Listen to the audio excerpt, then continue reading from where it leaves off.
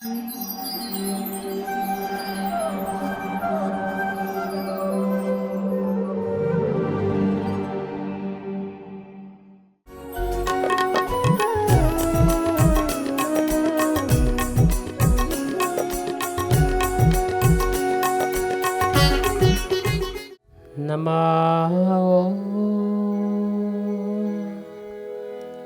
विष्णुपादाय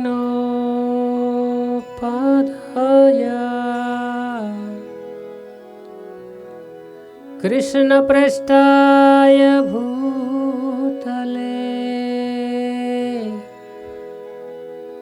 श्रीमते भक्तिवेदान्त स्वामी इति नामिने।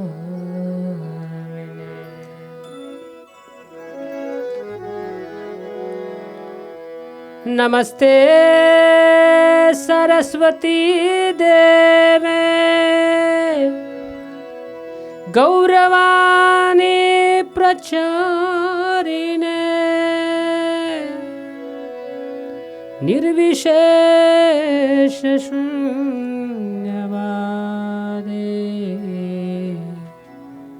पाश्चात्य देशता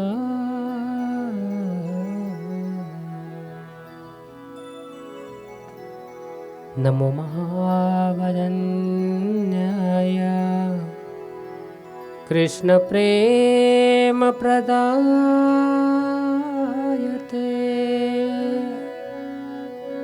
कृष्णाय कृष्ण चैतन्य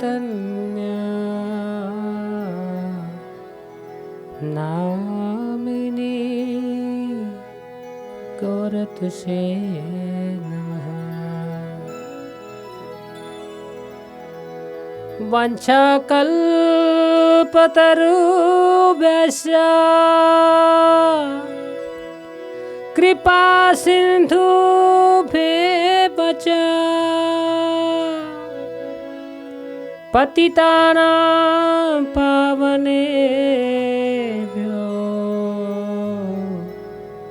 वैष्णवेभ्यो नमो नमः। श्री कृष्ण चैतन्य प्रभु नित्यानंद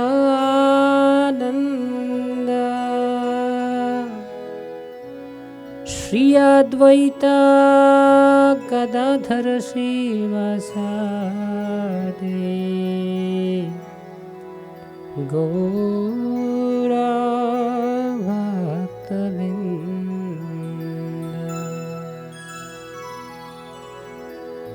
हरे कृष्ण कृष्ण कृष्ण हरे हरे हरे राम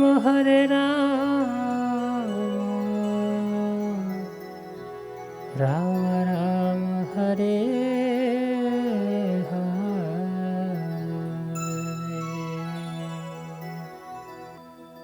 तो आज के तृतीय सत्र में सबका स्वागत है। आज का हमारा विषय बहुत ही स्पेशल है। आज हम कृष्ण के आविर्भाव की जन्म स्थिति के भगवान के आविर्भाव का वर्णन करेंगे। भगवान कृष्ण गीता में कहते हैं, यदा यदा ही धर्मस्य ग्लानिर्भवति भारत अभ्युत्थानम् अधर्मस्य तदात्मानं सृजाम्यहम्। जब जब भी धर्म को ग्लानि लगती है, अधर्म का बढ़ावा होता है, तो उस समय मैं इस पृथ्वी धरा पर अवतरित होता हूँ। तो ऐसी एक स्थिति थी जहाँ पर पृथ्वी के ऊपर the earth was overburdened by the demonic power। ये राक्षसी प्रवृत्ति के लोग इतने क्रूर थे, तो पृथ्वी माता अपने संरक्षण के लिए देवताओं के जो मुखिया हैं, देवताओं के जो मुख्य है ब्रह्मा जी, उनके पास गई गाय के रूप में, और सारे देवता मिलकर फिर श्वेतद्वीप में जहाँ भगवान विष्णु है के शरण में गए। तो हम देखते हैं कि ये भूतला पर ही नहीं तो सारे स्वर्ग के देवताओं भी उनके जीवन में भी समस्याएं आती है, तकलीफें है। तो अल्टीमेटली एक ही व्यक्ति है जो सबको सहारा आश्रय दे सकता है।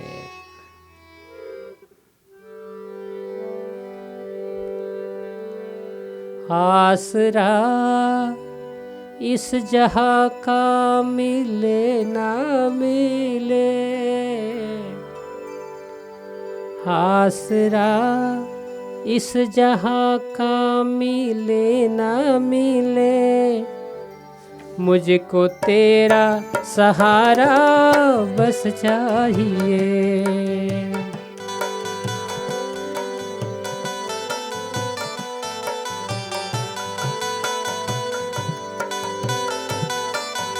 आसरा इस जहां का मिले ना मिले, आसरा इस जहां का मिले ना मिले, मुझको तेरा सहारा बस चाहिए।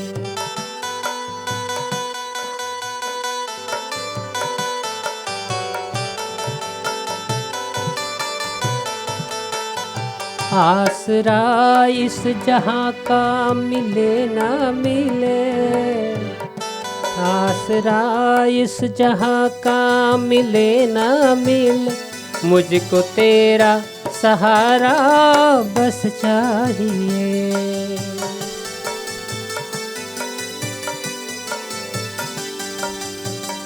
चांद तारे पलक पर दिखे ना दिखे,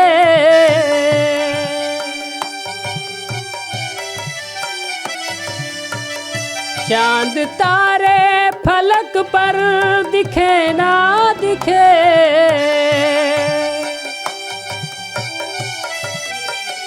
मुझको तेरा नजारा बस चाहिए।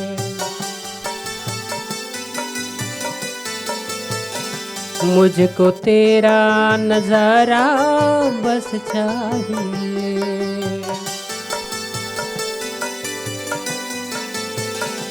आसरा इस जहां का मिले ना मिले,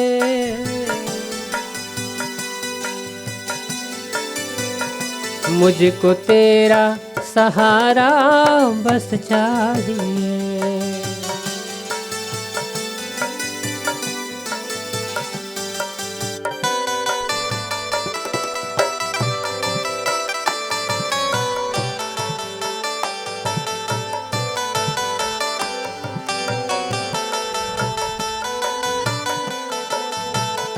यहाँ खुशियाँ है कम और ज्यादा है गम,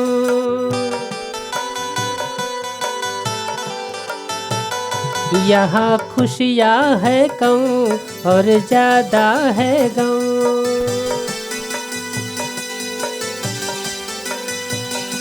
जहाँ देखो वही है भरम ही भरम, जहाँ देखो वही है भरम ही भरम।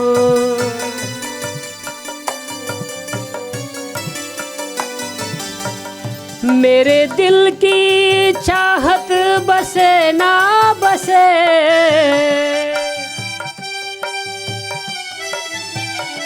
मेरी चाहत की दुनिया बसे ना बसे,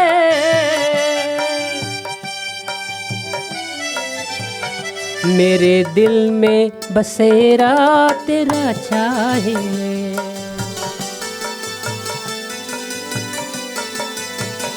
मेरे दिल में बसेरा तेरा चाहिए।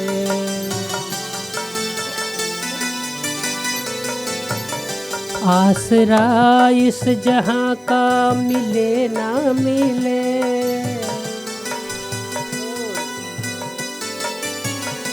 आसरा इस जहां का मिले ना मिले,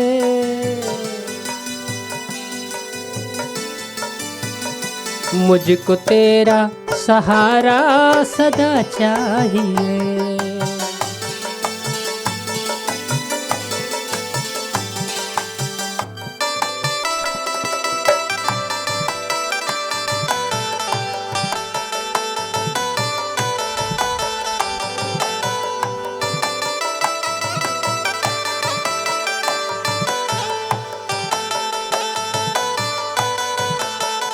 मेरी धीमी है चाल और पथ है विशाल, मेरी धीमी है चाल और पथ है विशाल। हर कदम पर मुसीबत है अब तू संभाल, हर कदम पर मुसीबत है अब तू संभाल। तो पृथ्वी माता गाय का रूप धारण करके ब्रह्मा जी के पास गई और सारे देवताएं छिपकर गोमाता यानी पृथ्वी जो गोमाता का रूप ली थी उसी गोमाता के शरीर में प्रवेश किए और वो भी ब्रह्मा जी के पास गए। तो शास्त्र में वर्णन आता है कि देवताएं भी इतने डरे हुए थे कि उन्हें लग रहा था कि कई राक्षसों को अगर पता चले कि हम ब्रह्मा जी के पास गए तो शायद हमारी खैर नहीं, इसलिए वो गोमाता के शरीर में प्रवेश कर दिया। इसलिए जो हम लोग सुनते हैं कि गोमाता के शरीर में सारे 33 करोड़ देवता का वास होता है, वो सच है। गोमाता के शरीर में ये सारे जो देवताएं हैं उन्होंने प्रवेश किया और ब्रह्मा जी के पास गए। तो ब्रह्मा जी कहने लगे कि ये तो मेरे भी बस में नहीं है।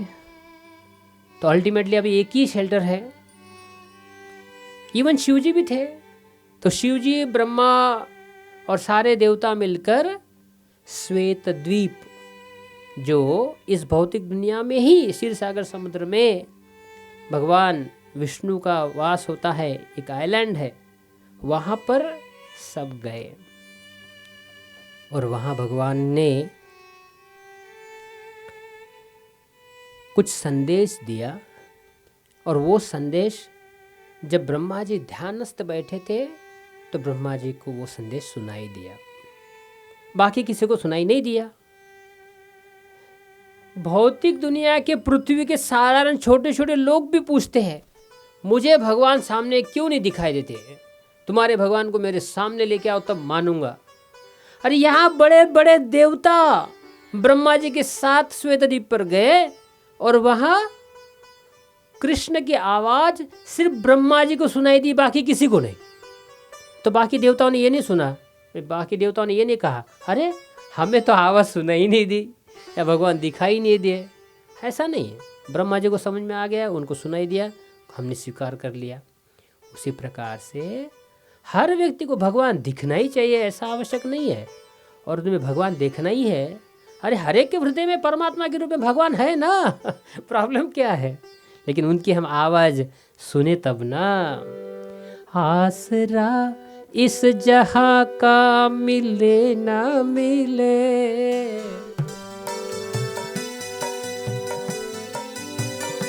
आसरा इस जहां का मिले ना मिले,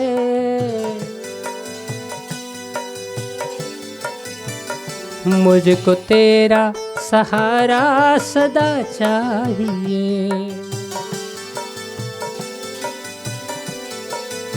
तो यहाँ हम देख सकते हैं इवन देवताओं को भी भगवान के सहारा की आवश्यकता है। तो फिर हम इस भौतिक दुनिया के छोटे मोटे लोगों का सहारा क्यों ले रहे हो? भगवान का सहारा लीजिए। आसरा इस जहां का मिले ना मिले,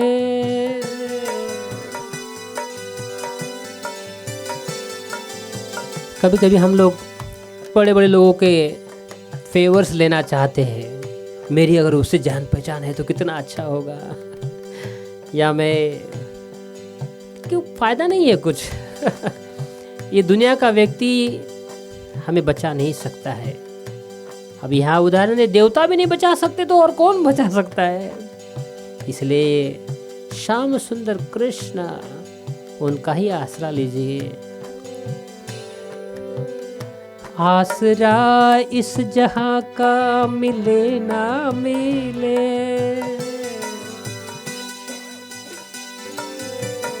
मुझको तेरा सहारा सदा चाहिए।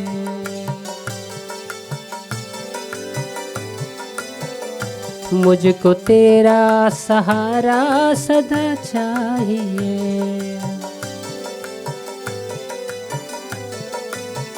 मेरी धीमी है चाल और पथ है विशाल, मेरी धीमी है चाल और पथ है विशाल।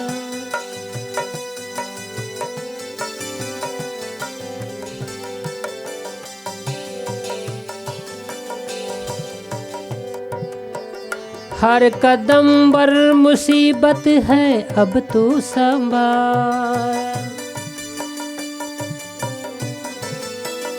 हर कदम पर मुसीबत है अब तू संभाल। पैर मेरे थके हैं चले ना चले,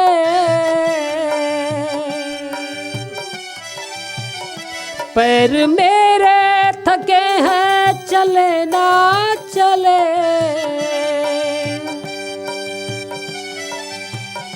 मेरे दिल में इशारा तेरा चाहिए,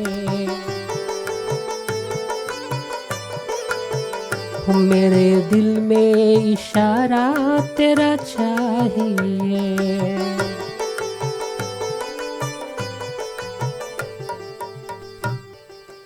यहाँ खुशियाँ है कम और ज़्यादा है गम। ये भौतिक दुनिया में खुशियाँ कम है, गम ज़्यादा है, लेकिन हमें ये खुशियाँ और गम के बीच में नहीं रहना है। एक वेस्ट बंगाल में एक व्यक्ति थे, भगवान के भक्त थे पहले वो।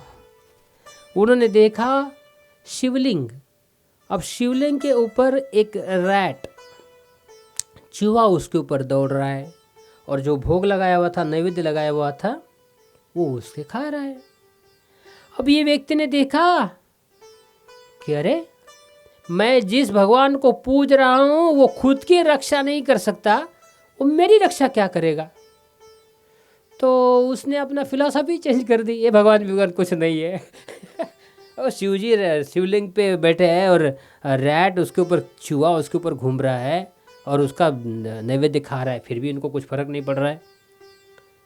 लेकिन हमारे शास्त्र बताते हैं, अब हम जब भगवान की जन्म का लीला वर्णन करेंगे, वसुदेव और देवकी माता, उन्होंने ये नहीं कहा कि अरे भगवान, आप तो मेरे पुत्र के रूप में जन्म अवतरित होने वाले हो, फिर भी हमें इतनी तकलीफ क्यों, हम तो ये जेल में बंदिस्त है।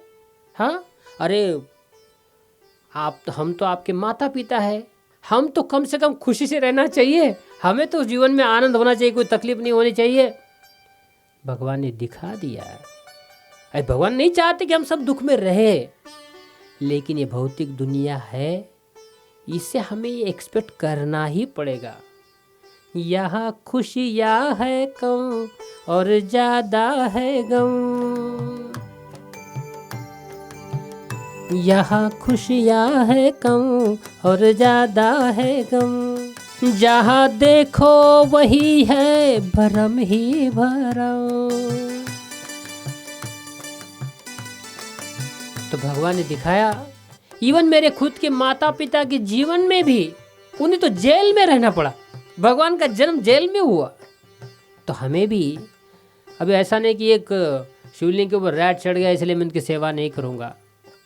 बंगाल में, उसी बंगाल में एक और भक्त थे, उनके जीवन में तो कपड़े भी नहीं थे पहनने के लिए, खाने पीने का थोड़ा सा मिल जाता था, लेकिन 90 साल की उम्र तक, इतनी बुढ़ापे की उम्र तक वो छोटे से विग्रह थे राधा कृष्ण के, उनकी सेवा करते थे।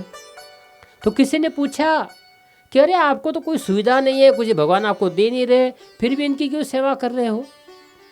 तो उन्होंने कहा मैं भगवान की सेवा उनसे कुछ मिले या मुझे कुछ प्रोटेक्शन मिले इसलिए नहीं कर रहा हूँ, मुझे भगवान के प्रति प्रेम है। इसलिए तो भगवान छोटे से बालक के रूप में वृंदावन में आए, यशोदा माई से सेवा लिए, नंद महाराज के सेवा, सिर्फ सेवा नहीं लिए, उनको इतना आनंद दिया। तो ये जीवात्मा का ये स्वभाव है भगवान की सेवा करना, और भगवान की सेवा में जब हम रत रहेंगे तभी जीवात्मा खुश रह सकता है। इस भौतिक दुनिया में आपके पास चाहे कितना भी धन क्यों ना हो, अगर भगवान के संपर्क में नहीं है वो व्यक्ति सुखी नहीं हो सकता। चाहे कितना भी फेमस व्यक्ति क्यों ना हो, सारी दुनिया उसे जानती हो, सारे दुनिया उसकी जानती हो, लेकिन फिर भी अगर कृष्ण के डायरी में उसका नाम नहीं है वो व्यक्ति सुखी हो ही नहीं सकता। तो देवताओं गए श्वेत द्वीप पर और भगवान ने मैसेज दिया कि आप चिंता ना करो, अब मेरा अवतरण का समय आ गया है, मैं बहुत ही जल्द यदुवंश में अवतरित होने वाला हूँ। और देवताओं को कहा आप सभी लोग अंधक, भोज, यदुवंश और बाकी सारे कुल में आप राजा, प्रिंस वगैरह के रूप में आप भी अवतरित हो जाइए। तो यहाँ आचार्य बताते हैं कि भगवान हमारी मदद करेंगे, लेकिन हमें भी उसमें पार्टिसिपेट करना है। अब देवता ऐसे नहीं कि अपने स्वर्ग प्लैनेट में चले गए और शांति से बैठे, भगवान सारा प्रॉब्लम सॉल्व कर देंगे। ऑफ कोर्स कृष्ण ही सारे दुखों का निवारण करेंगे, लेकिन हमें भी उसमें पार्टिसिपेट करना है, हमें भी जो अपना कर्तव्य है वो कर्तव्य को निभाना ही है।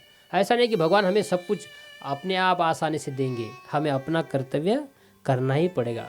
तो देवता भी यदुवंश में, अंधक वंश में, भोज वंश में, अलग अलग वंश में राजा या अलग अलग रूप में वो आ गए। अब देवमिद नाम के एक राजा थे। देवमिद राजा के 2 पत्नियां थी, एक क्षत्रिय थी, एक वैश्य थी। तो क्षत्रिय के पत्नी के द्वारा उन्हें सुरसेन नाम के पुत्र का जन्म हुआ, और जो वैश्य थी स्त्री, माताजी, वाइफ, उनसे पर्जन्य का जन्म हुआ। उसके बाद पर्जन्य महाराज नंदगांव गोकुल गए, वृंदावन। वहाँ उन्होंने जो वैश्य कम्युनिटी है गोपबाल, वहाँ से उनके वो राजा बन गए और सुरसेन मथुरा के बने। लेकिन कुछ समय के बाद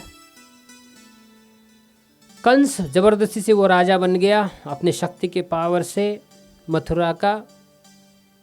और इस प्रकार से हम कथा देखते हैं, वसुदेव और देवकी माता दोनों का विवाह फिक्स हुआ, और दोनों का विवाह के समय, एक्चुअली विवाह के पहले ही कंस इतना पावरफुल था, इतना क्रूर था कि उसने इस भूतला के ऊपर जितने भी राक्षस थे उनको युद्ध में हराकर अपना नौकर बना के रखा था।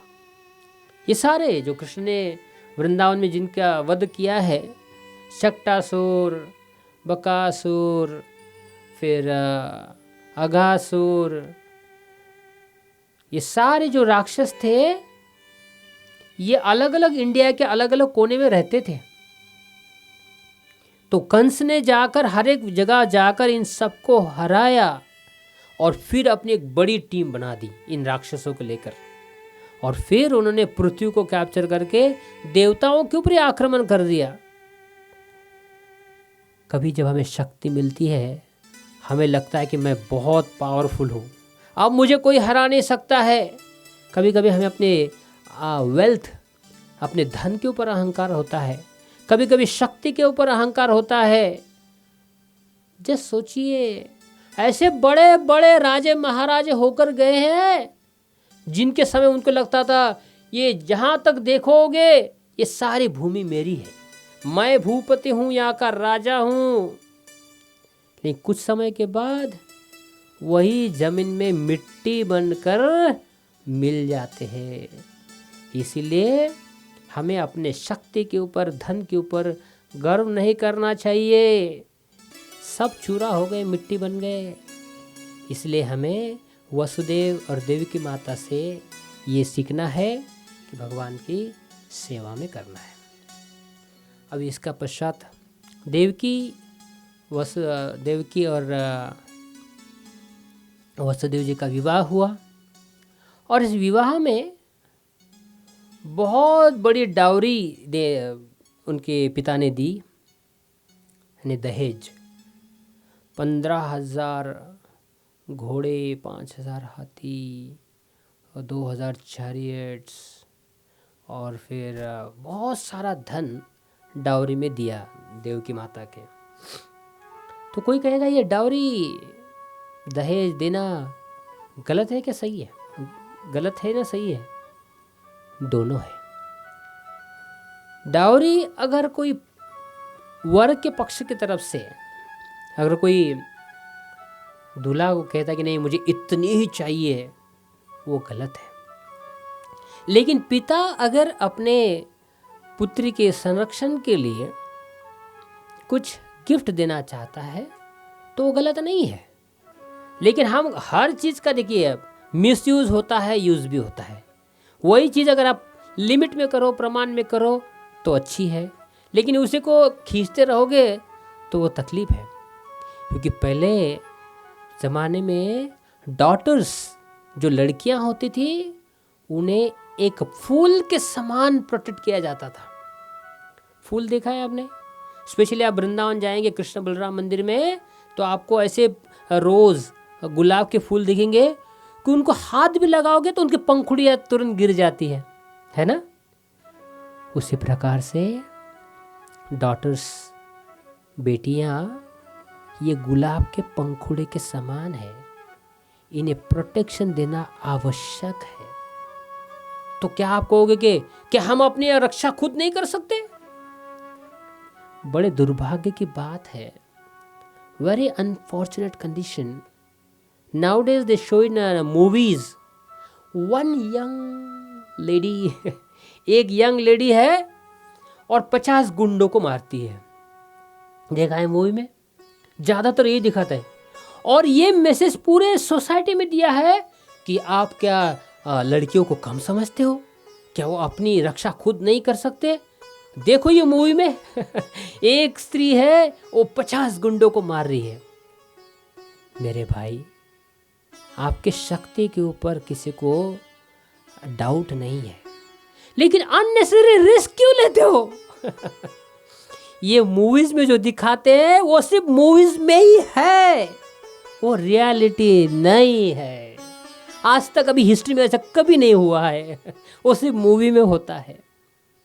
इसीलिए आप भी, चाहे लड़कियां, बेटियां, अस्त्र शस्त्र सीखना है, सीखो, खुद के प्रोटेक्शन के लिए करो सब कुछ, लेकिन अननेसेसरी रिस्क मत लेना।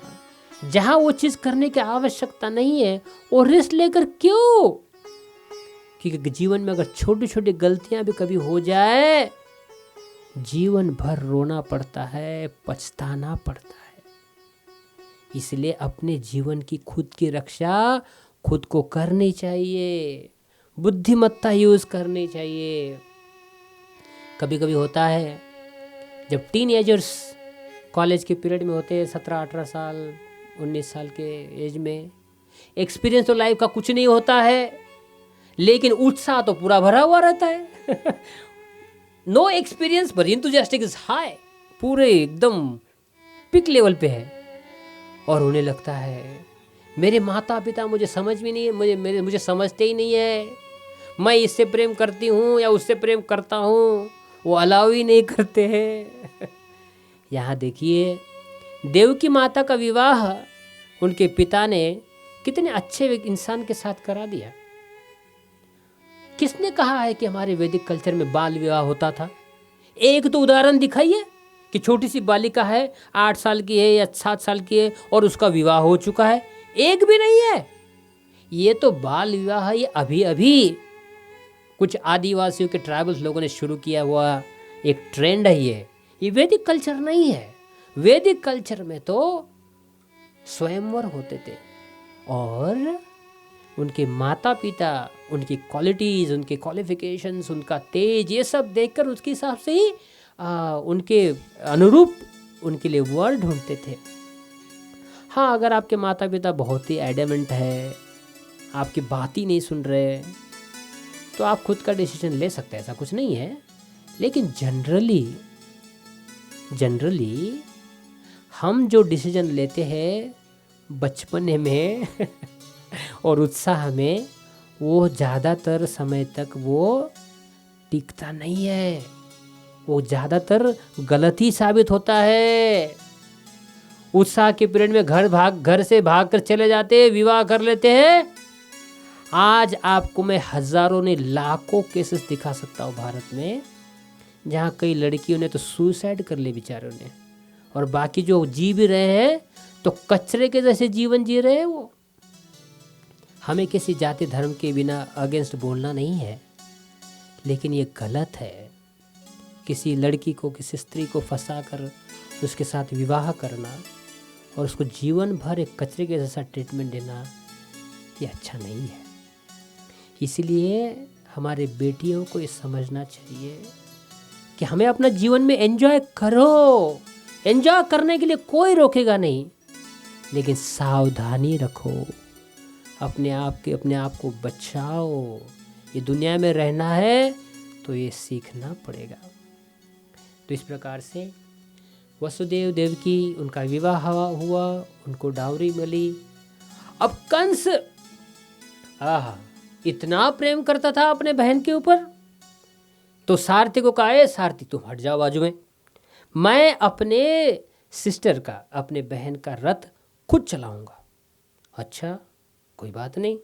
तो सारथी को हटाया, खुद बैठ गया रथ चलाने के लिए और रथ हाँकना शुरू कर दिया। कुछ देर तक रथ चला और तुरंत उस समय एक आकाशवाणी हुई। और आकाशवाणी क्या हुई? अरे मूर्ख कंस, तू जिस स्त्री का रथ हाँक रहा है उसी का 8वां पुत्र तेरा काल बनेगा। अब ये देखकर इसे तो, इसकी जितने भी बहन के प्रति प्रेम था, प्यार था, वो सब खत्म हो गया। एक छोटा सा पॉइंट पिछले इसमें रह गया। वैदिक कल्चर में किसी भी स्त्री पुरुष को एंजॉय करने से रोका नहीं गया है, लेकिन ये पॉइंट इंपॉर्टेंट इसलिए फिर से बता रहा हूं। हर एक लड़की लड़के को एंजॉय करने का अधिकार है, लेकिन वो राइट समय आने दो। जब आपका स्टडी करने का टाइम है उस समय स्टडी करो। जब बालपन बचपना होता है, वो खेलने की उम्र है, उस समय खेलो। कॉलेज में अच्छे से एजुकेशन प्राप्त करो, उसके पश्चात लाइफ में सेटल हो जाओ। जॉब, बिजनेस, चाहे वो स्त्री हो या पुरुष, दोनों के लिए कलयुग में आवश्यक है। अपने लाइफ में सेटल हो जाओ और उसके बाद जीवन भर एंजॉय करो, कोई रोकेगा नहीं। हर चीज़ का एक राइट टाइम होता है। स्टडी के बीच में लव, प्यार, मोहब्बत मिक्स मत करो, गड़बड़ हो जाएगी। ना लव ठीक से चलेगा, ना स्टडी ठीक से चलेगी और जीवन बर्बाद हो जाएगा। इसलिए जो समय में जो चीज़ करनी चाहिए उसी चीज़ को प्राधान्यता देनी चाहिए। अब फिर से हम लोग नेक्स्ट पॉइंट में आते हैं।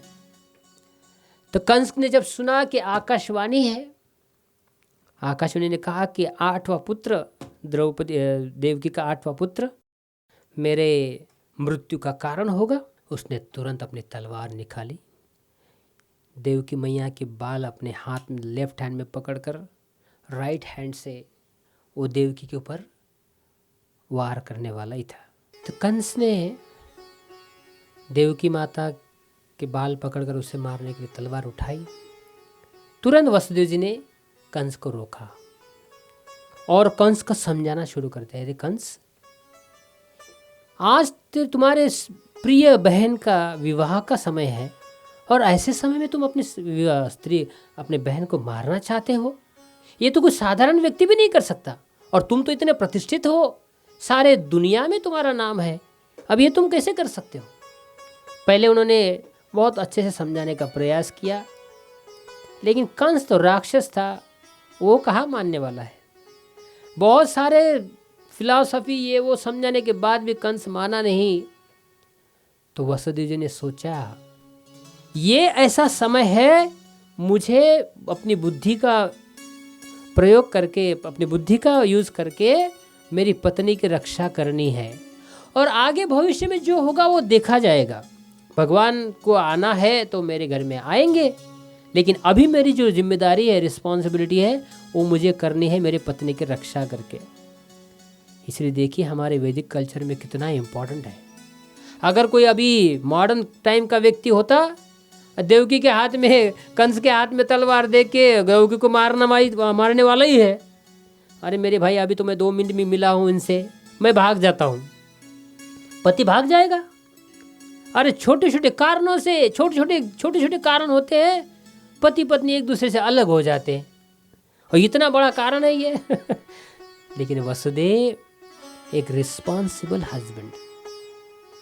देखिए जीवन में सुख वही तभी मिलेगा जब हम अपने पारंपरिक और हमारे परिवार, देश और हमारे जितने भी रिस्पॉन्सिबिलिटीज है वो पूरी करेंगे। अंदर से एक ऐसा सेटिस्फैक्शन आता है, एक ऐसी संतुष्टि मिलती है कि मैंने अपनी जितने भी जिम्मेदारियां हैं वो पूरी की है। ये एक ऐसा सेटिस्फैक्शन आता है तो व्यक्ति जी सकता है। जब हम अपनी जिम्मेदारियों को भूल के भाग के चले जाएंगे, वो व्यक्ति कहीं भी चला जाए दुनिया में, उसको सुख नहीं मिल सकता। इसलिए अगर पति हो तो पत्नी की रक्षा करो, पत्नी के साथ रहो, उसकी जिम्मेदारी लो। अगर पत्नी है तो अपने पति के प्रति लॉयल रहो, उनकी सेवा करो, उनके साथ रहो। अगर बच्चे हैं तो अपने माता पिता की रक्षा करो, उनकी सेवा करो। यही हम वसुदेव और देवकी के जीवन से सीख सकते हैं कि चाहे जीवन में कितनी भी प्रतिकूल परिस्थितियां क्यों ना आए, हमें एक दूसरे का संग नहीं छोड़ना चाहिए। लेकिन कंस के उदाहरण से क्या देखते हैं हम? कंस का ये भाई बहन का रिश्ता 1 मिनट में खत्म हो गया। तो ये भौतिक दुनिया में यही है। देख लिया संसार हमने, देख लिया, देख लिया संसार हमने, देख लिया।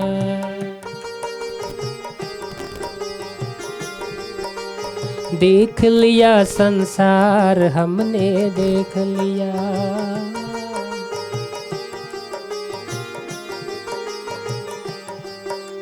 सब मतलब के यार हमने देख लिया।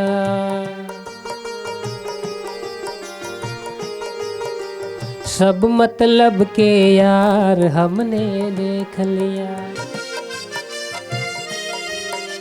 मानेगा परिवार हमने देख लिया।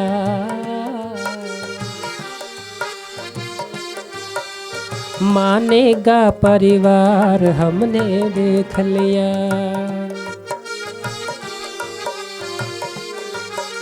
देख लिया संसार हमने देख लिया।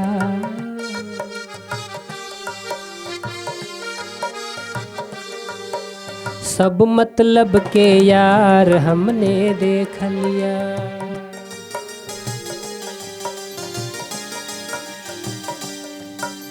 जिस जिसका विश्वास किया है उसने हमें निराश किया है।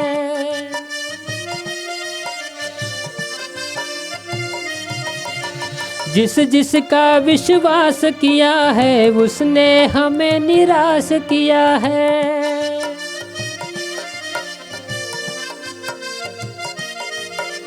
बनकर रिश्तेदार हमने देख लिया।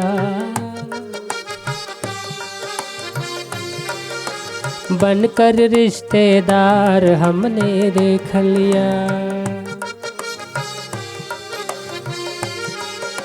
देख लिया संसार हमने देख लिया।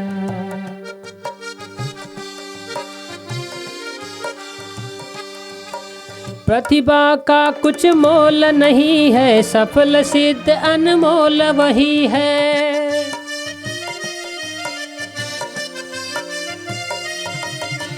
प्रतिभा का कुछ मोल नहीं है, सफल सिद्ध अनमोल वही है।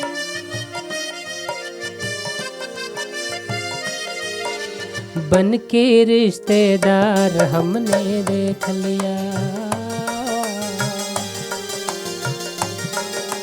बनकर रिश्तेदार हमने देख लिया, देख लिया संसार हमने देख लिया।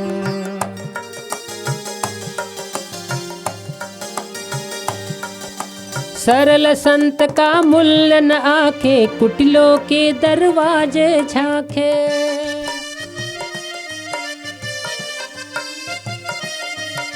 सरल संत का मूल्य न आखे, कुटिलों के दरवाजे झांके।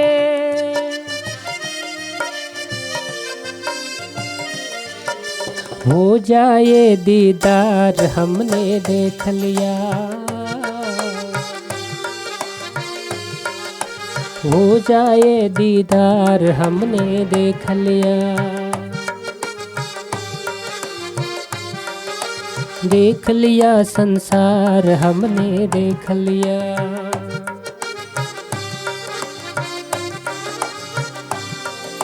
संतों का संदेश यही है, महामंत्र राजेश यही है।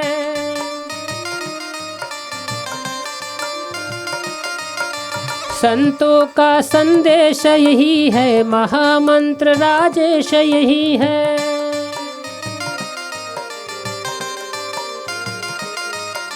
हरि सुमिरन है सार हमने देख लिया, हरि सिमरन है सार हमने देख लिया, देख लिया संसार हमने देख लिया। सब मतलब के यार हमने देख लिया।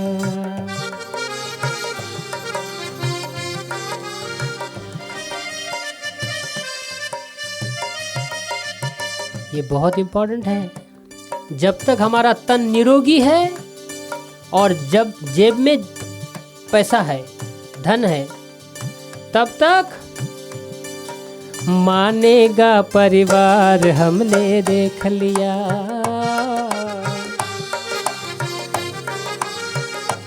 जब तक तुम्हारे पास बैंक अकाउंट फुल है और साइनिंग अथॉरिटी तुम हो, सारे लोग हाजी हाजी करेंगे, परिवार धन सब के सब बोलेंगे मानेगा परिवार हमने देख लिया।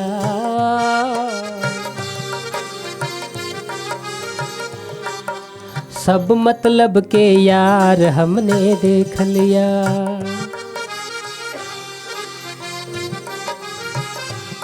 हम एक व्यक्ति को व्यक्तिगत रूप से जानते हैं। वो व्यक्ति लिटरली करोड़पति था, सीरियसली करोड़ों करोड़ों करोड़ों अब्जोपति था, लेकिन उसके इतने फ्रेंड्स थे हजारों, जो वो भी जानता नहीं था लेकिन उसके फ्रेंड्स बने थे। और हर रोज पार्टियां, शराब, वो लोग सिर्फ हाजी हाजी करते थे, चढ़ाते थे। वो व्यक्ति तरुणावस्था में करोड़ों करोड़पति था, अब्जोपति था। झूठ नहीं बता रहे, सच्चाई बता रहे हैं। वो व्यक्ति 50 साल की उम्र में किसी साधारण कंपनी में झाड़ू मारने का काम कर रहा है। अभी तो उसकी डेथ हो गई है, लेकिन करना उसी जन्म में 25 साल की उम्र में इतना अब्जोपति था, 50 साल की उम्र में रोडपति हो गया। ये भाई इसलिए बड़े सावधानता से अपना जीवन जीना है, क्योंकि सब मतलब के यार हमने देख लिया। सब मतलब के यार हमने देख लिया।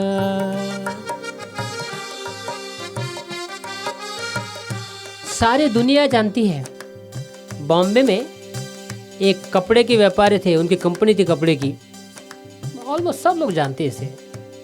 वो इतने फेमस पर्सनालिटी, अभी नाम नहीं लेंगे हम उस कंपनी का, कपड़े के मालिक कंपनी के, उनके ही बेटे ने उनके ऊपर कोर्ट केस किया, घर से बाहर निकाल दिया, और अभी वो भिखारी बनकर बैठे हैं। भिखारी ने घर है रहने के लिए, लेकिन अब वो सारा पैसा चला गया। दुनिया में कभी भी कुछ भी हो सकता है। हमें समझना चाहिए कि दुनिया का स्वभाव ऐसा है, लेकिन और दूसरी सीख क्या है, हमें ऐसा बर्ताव नहीं करना चाहिए। चाहे हमारे माता पिता हो, भाई बहन हो, अपनी तरह से जितना हो सके उनकी सेवा करो, क्योंकि सब मतलब के यार हमने देख लिया, देख लिया संसार हमने देख लिया। अगर आप धन किसी का लूटोगे भी, किसी को धोखा भी दोगे, अरे कितने दिन तक, कितने सालों तक एंजॉय करोगे। लेकिन अगर आप ईमानदारी से जीवन जिए हो, किसी को तकलीफ नहीं दिए हो, तो व्यक्ति एटलीस्ट मरते समय संतुष्टि के साथ मरेगा। मैंने किसी को धोखा तो नहीं दिया है, किसी का बुरा तो नहीं किया है। देख लिया संसार हमने देख लिया, सब मतलब के यार हमने देख लिया।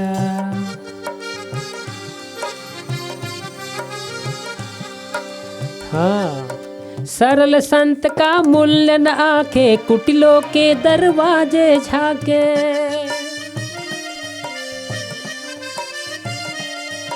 सरल संत का मूल्य न आंखे, कुटिलों के दरवाजे झाके।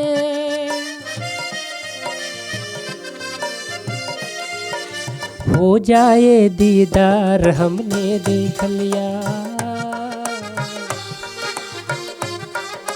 हो जाए दीदार हमने देख लिया।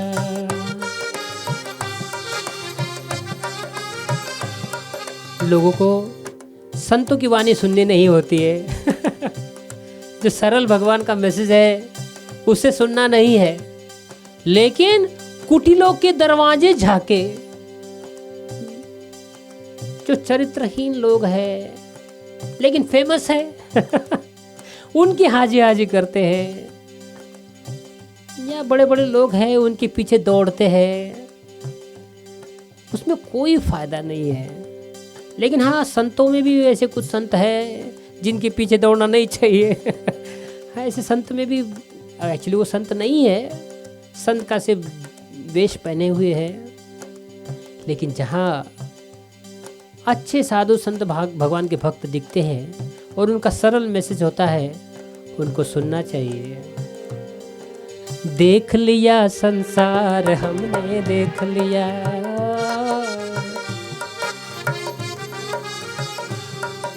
सब मतलब के यार हमने देख लिया। ये आगे का लाइन बहुत इंपॉर्टेंट है। संतों का संदेश ही है, वहाँ मंत्र राजेश यही है।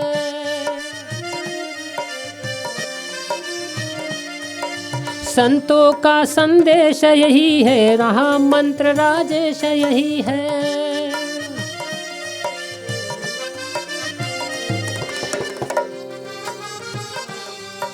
संतों का संदेश यही है, महामंत्र राजेश यही है।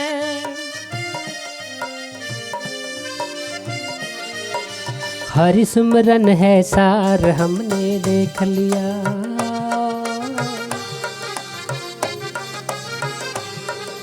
हरि सुमरन है सार हमने देख लिया।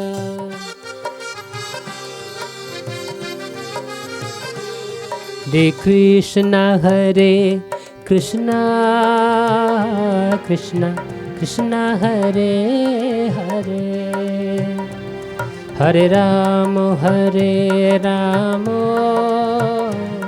राम राम हरे हरे।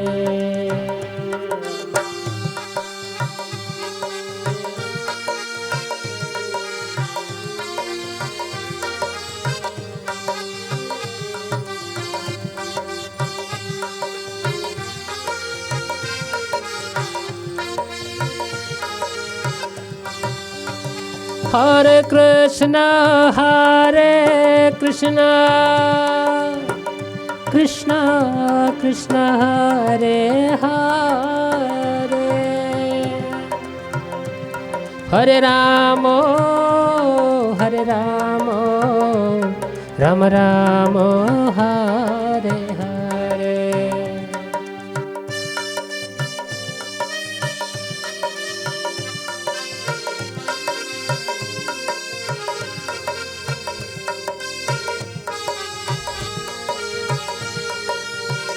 हरे कृष्ण कृष्ण कृष्ण हरे हरे, हरे राम राम राम हरे हरे।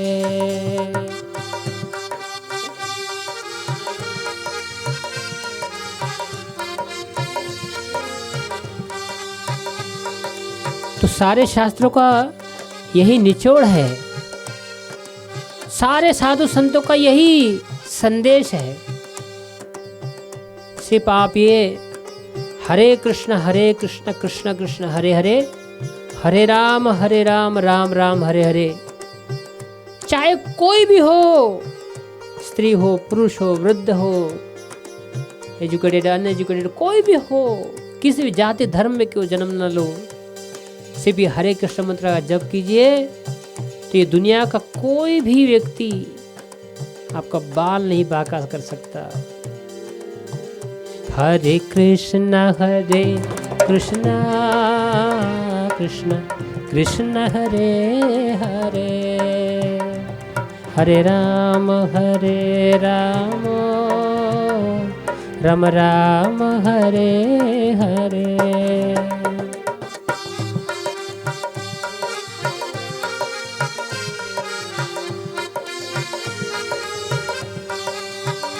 हरे कृष्ण कृष्ण कृष्ण हरे हरे,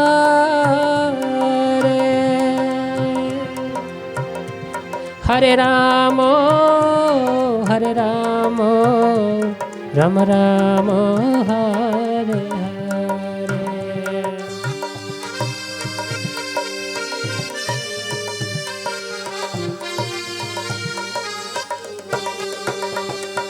देख लिया संसार हमने देख लिया,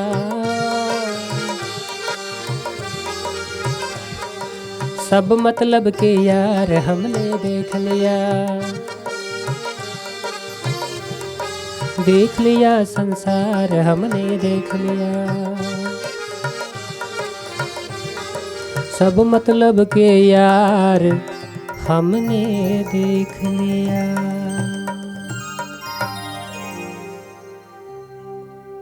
तो वसुदेव जी ने देखा कि ये कंस, इसका प्रेम तो क्या अपनी सिस्टर के प्रति, तो ये भौतिक दुनिया का स्वभाव ही है।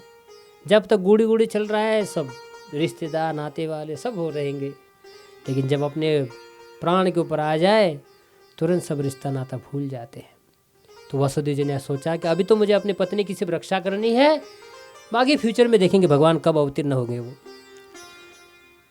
तो क्योंकि वसुदेव एक वचनी थे, ये कंस को भी पता था, तो वासुदेव ने कहा ठीक है कंस, तुम्हें मेरे 8वें पुत्र से धोखा है ना, कोई बात नहीं, मैं वासुदेव तुम्हें वचन देता हूँ कि जब भी मेरे सारे पुत्र का जैसे जन्म होगा मैं तुम्हें अर्पित कर दूंगा, तुम्हारे पास ले आऊँगा, तुम चाहे जो करना है कर सकते हो। कंस को विश्वास था वासुदेव के ऊपर कि ये व्यक्ति बहुत एक वचनी है, तो उन्होंने कहा ठीक है। लेकिन कंस ने देवकी माता और वसुदेव को कारागृह में रख दिया, जेल में रख दिया। बेड़ियाँ थी, हाथ पैर में बेड़ियाँ थी।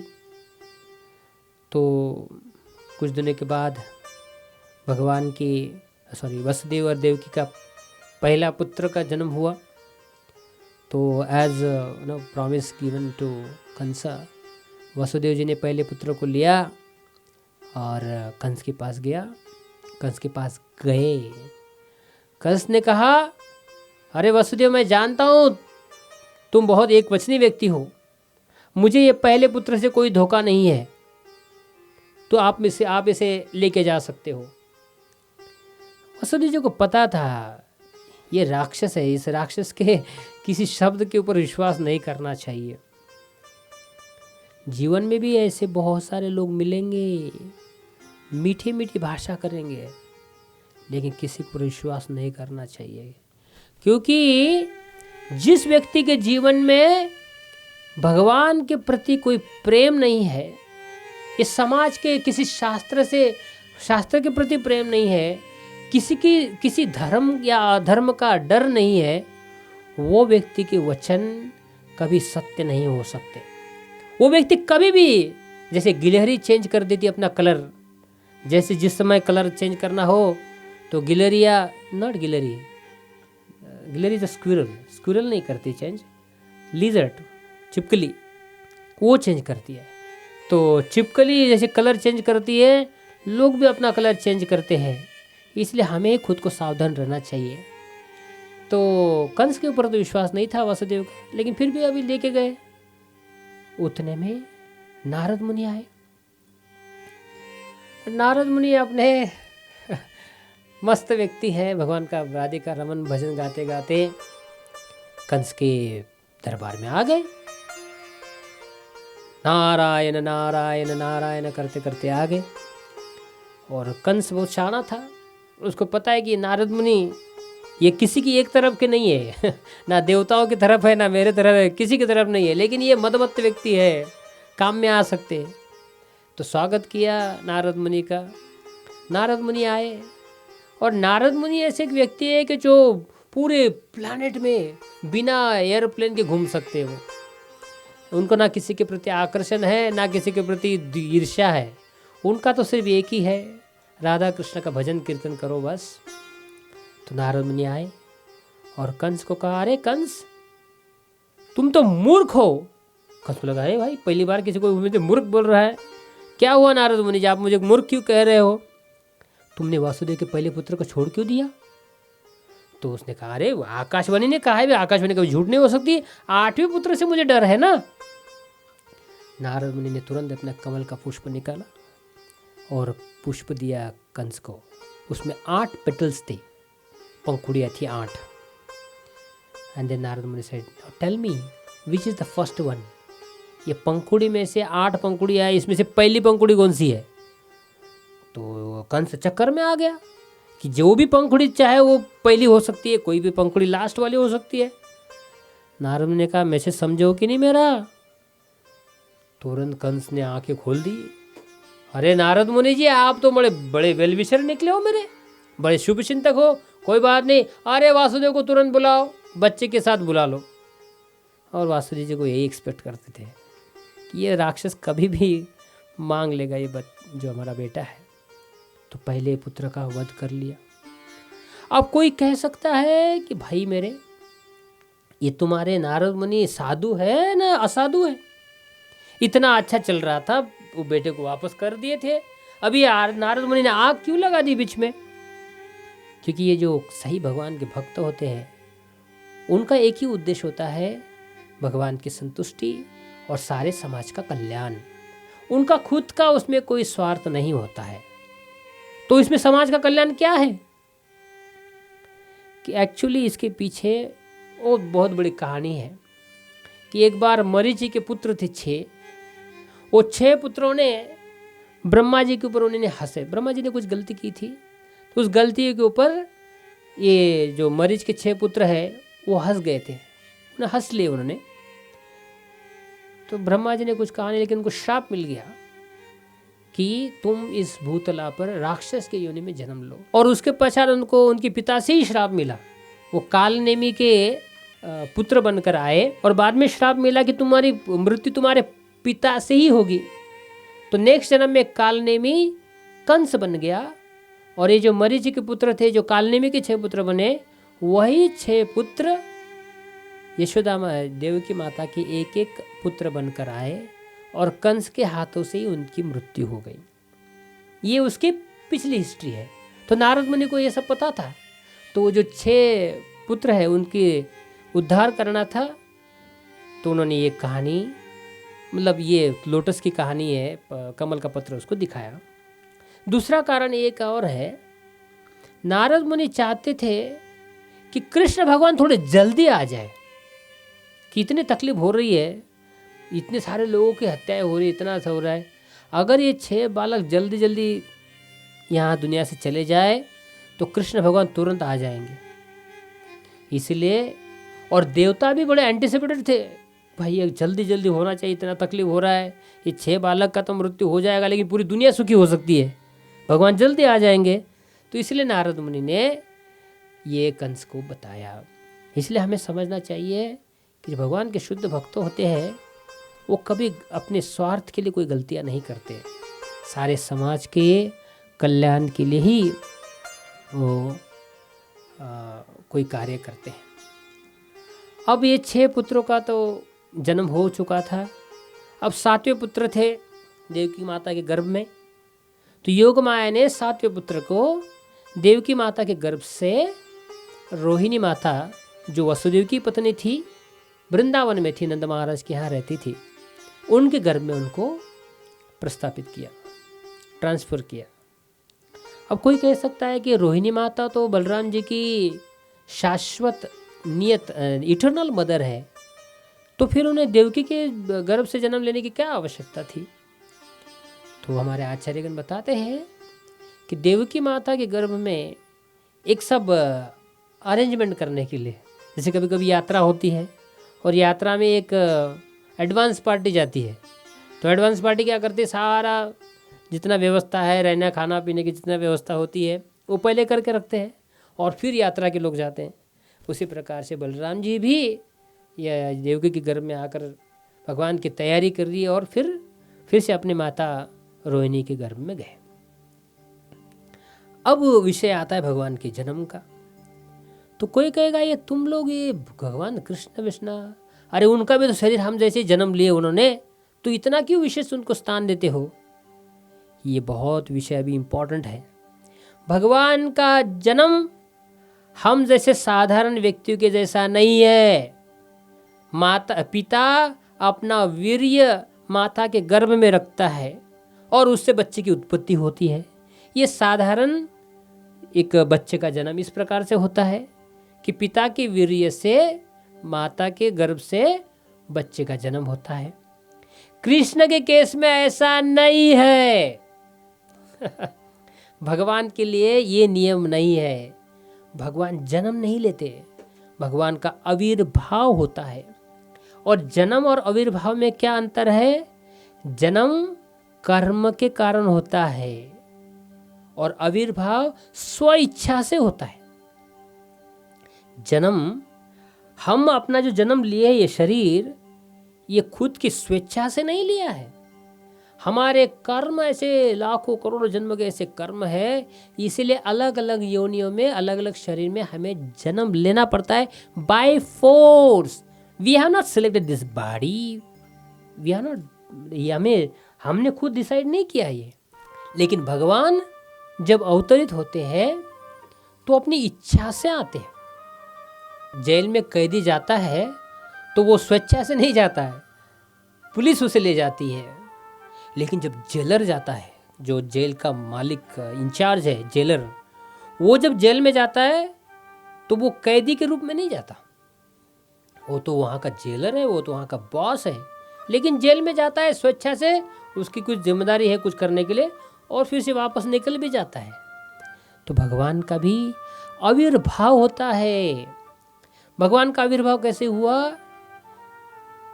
वसुदेव के हृदय से देवकी माता के हृदय में भगवान ने प्रवेश किया। भगवान गर्भ में नहीं गए, ये बात बहुत क्लियर समझनी चाहिए। भगवान का प्रवेश वसुदेव के हृदय से देवकी के हृदय में हुआ और वहीं से भगवान प्रकट हुए। अब कोई कहेगा नहीं गर्भ में है, लिखा है, तो इस प्रकार से समझना चाहिए कि जैसे लैंप होता है, दिया होता है, और कोई क्रिस्टल केस का अर्थ होता है ना, जैसा कवर होता है आवरण, तो कोई क्रिस्टल केस के अंदर अगर लैंप लगा हो, दिया लगा हो, तो वो अंदर भी शाइन करता है, बाहर भी शाइन करता है। उसी प्रकार से भगवान सिर्फ देवकी के शरीर में, वो तो हम सबके शरीर में परमात्मा के रूप में ही है, देवकी की माता के इसमें भगवान ऐसे लैंप के समान। और उनका आविर्भाव कैसे हुआ? जैसे मानो पूरब की दिशा से जैसे सूर्य निकलता है, सूरज उगता है, तो उसी प्रकार से माता देवकी के गर्भ से भगवान का आविर्भाव हुआ। ये हम जैसे बच्चों का जन्म होता है मैटरनिटी रूम में, हॉस्पिटल में जैसे जन्म होता है, ऐसा नहीं है। ये गलती से भी मत समझना कि कोई साधारण स्त्री जैसे हॉस्पिटल में बच्चे को जन्म देती है, ऐसे ही देवी के माता ने जन्म दिया कृष्ण को, ऐसा नहीं है। जैसे तालाब से एक सुंदर नीले कमल का जन्म होता है, उसी प्रकार से यशोदा माई से भगवान कृष्ण आविर्भाव हो गए। भगवान कृष्ण गीता में कहते हैं, जन्म कर्म च मे दिव्यम यो में व्यवतित, जन्म कर्म च मे दिव्यम एवं व्यवति तत्वतः त्यक्ता देहम पुनर्जन्म नैति मामेति सो अर्जुन। मेरा जन्म और कर्म दिव्य है, और ये कोई अगर जानेगा तो वो भी जन्म मृत्यु के चक्र से छूट जाएगा। अरे जिन व्यक्ति के जन्म और कर्म समझने से व्यक्ति जन्म मृत्यु के चक्र से छूट सकता है, वो व्यक्ति जन्म मृत्यु के चक्र में कैसे आएगा? इसलिए भगवान का आविर्भाव, ये अवजानन्ति मां मूढ़ा मानुषिम तनुमाश्रिता, जो साधारण जीव है, मूर्ख लोग है, वही कृष्ण को साधारण मनुष्य समझते हैं। लेकिन भगवद गीता में क्लियर लिखा है कि भगवान का जन्म कर्म ये सब दिव्य है। और भगवान का आविर्भाव हुआ कैसे? आपने ऐसा कोई बच्चा देखा है क्या जन्म लेते ही सीधा शंख चक्र गदा पद्म हाथ में धारण कर लिए? आज तक कभी हॉस्पिटल में हुआ है ऐसा? कभी देखा है आपने? नहीं, ऐसा नहीं होता। साधारण बच्चा आएगा, रोना शुरू करेगा, पूरा वो फ्लूइड ऊपर से भरा रहेगा और रोते रहेगा, बस कुछ समझता नहीं उसे। कृष्ण आविर्भाव हुए, शंख चक्र गदा पद्म लेकर चतुर्भुज के रूप में आ गए। तो भगवान का जो आविर्भाव है ये साधारण बच्चे जैसा नहीं है। ऐश्वर्य से समग्र से वीर्य से यशस्व श्रिय, भगवान सारे छड़ ऐश्वर्यों से परिपूर्ण है। हमारे प्रभुपाद जी लिखते हैं, अरे प्रभुपाद जब कृष्ण श्याम सुंदर 3 महीने के थे, अपने माता यशोदा के लैब पर खेलते थे, उस समय में भी वो भगवान ही थे। और जब वो 125 साल में उम्र में, 120 साल की उम्र में महाभारत के वॉर में थे, उस समय भी वो भगवान ही थे। वो भगवान बने नहीं कभी कि ध्यान करके भगवान बन गए, या फिर अभी तो साधारण जीव है, जब पूरे शुद्ध हो जाएंगे तो भगवान बनेंगे, ऐसा नहीं है। तो भगवान का आविर्भाव उनके स्वेच्छा से हुआ। तो कृष्ण पक्ष की अष्टमी की रात में भगवान कंस के प्रिजन हाउस में, कंस के जेल में उन्होंने आविर्भाव लिया। देखो कैसे हीरो है, उनको ये टेंशन नहीं है अरे यार वो जेल में जन्म लेंगे तो बाहर निकलूंगा कैसे क्या होगा। उनको ये सारी चीज़ों का टेंशन नहीं रहता। सारी दुनिया उनकी है, वो जेल का कंस का थोड़ी है, वो कंस के बाप का थोड़ी है, वो कृष्ण का ही है। तो भगवान ने सोचा चलो अलग अलग जगह, अलग अलग अवतारों में तो अलग अलग जगह अवतरण होता है हमारा, इस बार थोड़ा जेल में ट्राई करते हैं जेल में आविर्भाव हो गया, और वो भी कृष्ण पक्ष के अष्टमी की रात में। सब अंधेरा था, भगवान अंधेरे में अवतीर्ण हो गए, लेकिन सारे जीवों का अंधेरा नष्ट करने के लिए उनका आविर्भाव हो गया। बोलो कृष्ण भगवान की, जन्माष्टमी महामहोत्सव की। इस प्रकार से देवकी माता के सामने भगवान चतुर्भुज के रूप में अवतरित हो गए। देवकी माता कहती है बेटा आप ये जो चतुर्भुज रूप है ये अदृश्य कर दो और छोटे बालक के रूप में आ जाओ। तो भगवान कहते हैं क्यों माता, क्या प्रॉब्लम है? वो कहती है, वो कंस से डरती है, तुम अगर छोटा बालक अगर बन जाओगे ना तो मैं कहीं तुम्हें छुपा लूँगी। अब इतना बड़ा तुम्हारा चतुर्भुज रूप कहाँ छुपा के रखूँगी, कंस आ जाएगा तो। भगवान कहते तू अभी भी कंस से डरती हो।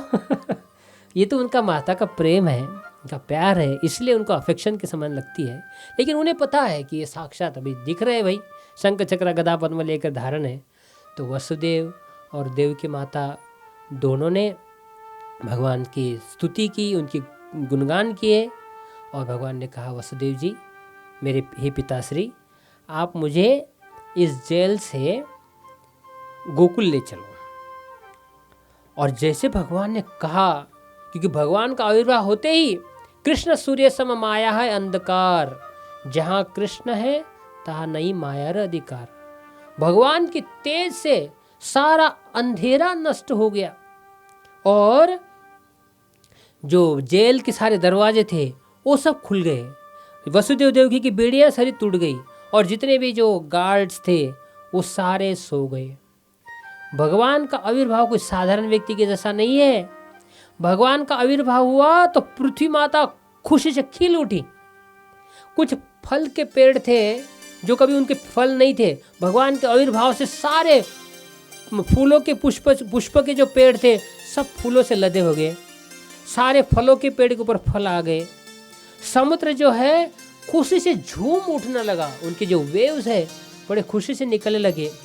सारे दश दिशाएं भी शुद्ध हो गई और जो ब्रिजेस है बहुत कूल ब्रिजेस बहने लगी। इवन इतना ही नहीं, जो पायस सोल थे, जो पायस पुण्यवान जीव थे, व्यक्ति थे, उनको इतना हर्ष उल्लास हो गए, उन्हें भी लगने लगा कि कोई तो धर्म का कार्य करना चाहिए। और जो राक्षसी प्रवृत्ति के लोग थे उन्हें हृदय में ऐसा डर कांपने लगा कि ऐसा क्या हो गया है ब्रह्मांड में, ऐसी कौन सी चीज हो गई है कि हमें इतना डर होने लगा है। कंस ने सारे ब्राह्मणों का यज्ञ वगैरह बंद करके रखा था, लेकिन जैसे भगवान का आविर्भाव हुआ तुरंत उन्होंने सारी यज्ञ की सामग्री इकट्ठा कर ली और यज्ञ करना स्टार्ट कर दिए। देव देवताओं ने आकाश से पुष्पों की वृष्टि करना शुरू कर दिए भगवान के ऊपर, उस जेल के ऊपर। कोई साधारण बालक के ऊपर देवता पुष्प का ये करेंगे क्या, वृष्टि करेंगे कभी? किन्नरा गंधर्वाज अप्सरा नाचने लगी, गंधर्वा वगैरह गाने लगे, भगवान के गुणगान करने लगे। इस प्रकार से भगवान का आविर्भाव हुआ। वसुदेव जी ने भगवान को एक टोकरी में रखा, जेल के बाहर आए, जमुना के तट पर निकले। जमुना देखा तो जमुना पूरे बाढ़ से भर गई थी, लेकिन देखा कि मेरे प्रभु है, लेकिन उनका चरणों का स्पर्श करना चाहती थी यमुना माई। तो एक जोर से एक ऐसी वेव आई, भगवान के चरणों का स्पर्श किया और तुरंत यमुना माई ने एक पार्ट हो गई, पूरा रास्ता दिया वसुदेव जी को गोकुल जाने के लिए। जैसे त्रेता युग में भगवान राम को सागर ने जगह दी थी, रास्ता दिया सीता माई से मिलने के लिए, तो यहाँ पर कृष्ण को यमुना माई ने रास्ता दिया वहाँ की जो गोपियाँ हैं और सारे ग्वाल बाल है उनसे मिलने के लिए। और वहाँ गए और वहाँ पर यशोदा माई ने और 2 बालक को जन्म दिया था। इसके आगे की कथा हम कल से चर्चा करेंगे। श्रील प्रभुपाद की जय। अभी हम 10 मिनट के लिए थोड़ा कीर्तन करेंगे।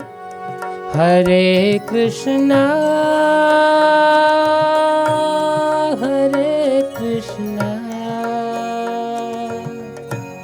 कृष्णा कृष्णा हरे हरे, हरे Ram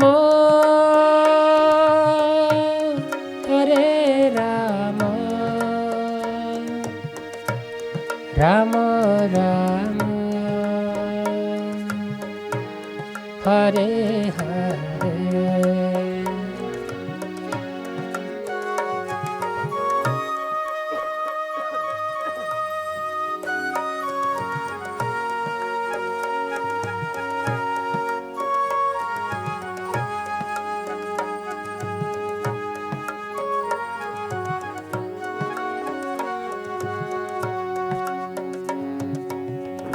Hare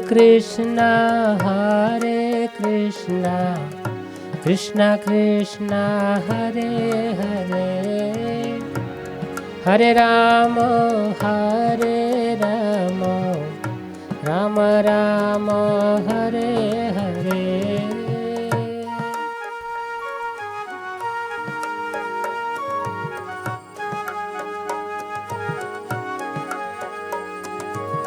Hare Krishna, Krishna Krishna, Hare Hare, Hare Rama, Rama Rama, Hare Hare.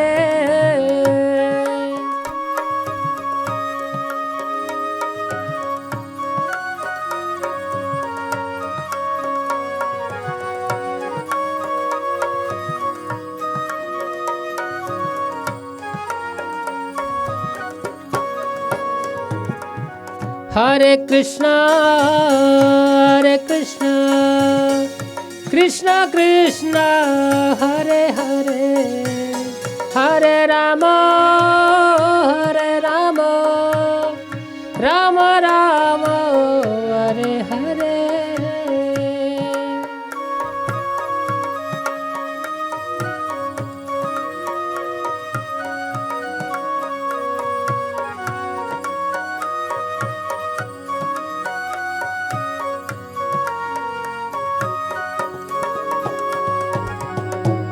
Hare Krishna,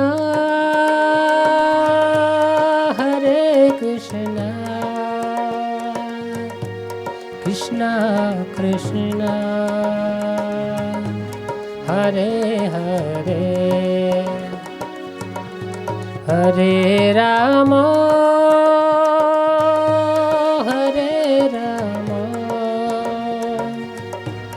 Rama Rama, Hare Hare.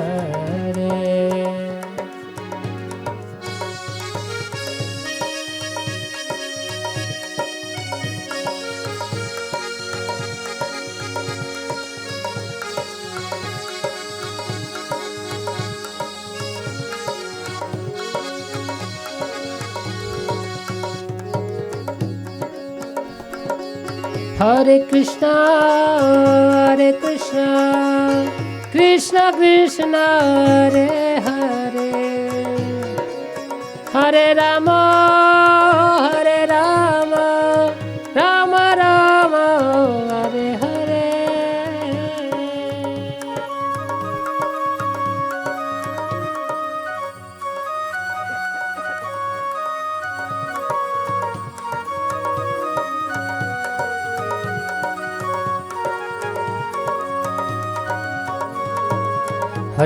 Hare Krishna, Krishna Krishna, Hare Hare, Hare Rama, Rama Rama, Hare Hare.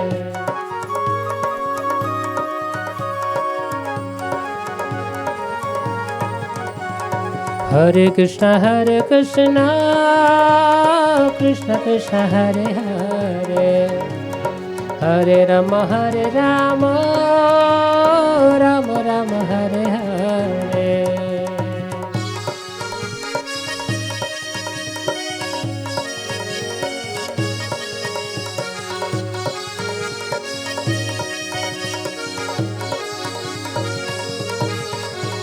Hare Krishna, Krishna Krishna, Hare Hare, Hare Rama, Rama Rama, Hare Hare.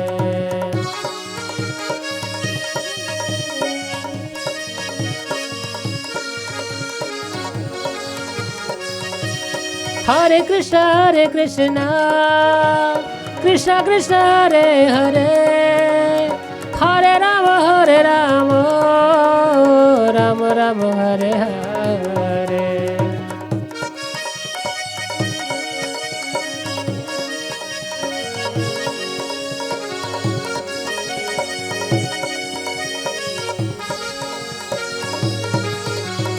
Hare Krishna, Krishna Krishna, Hare Hare, Hare Rama,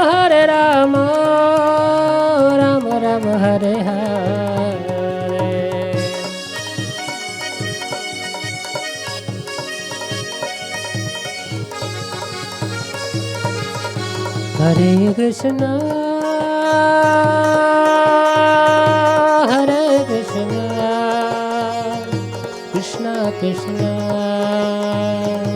Hare Hare Hare Ram हरे राम राम राम हरे निताय गौर प्रेमानंदे हरि हरि बोल निताय गौर प्रेमानंदे हरि हरि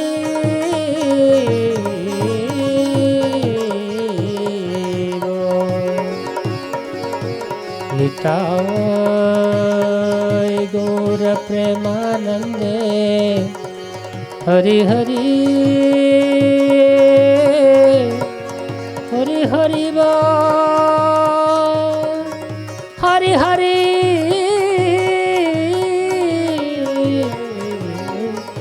हरि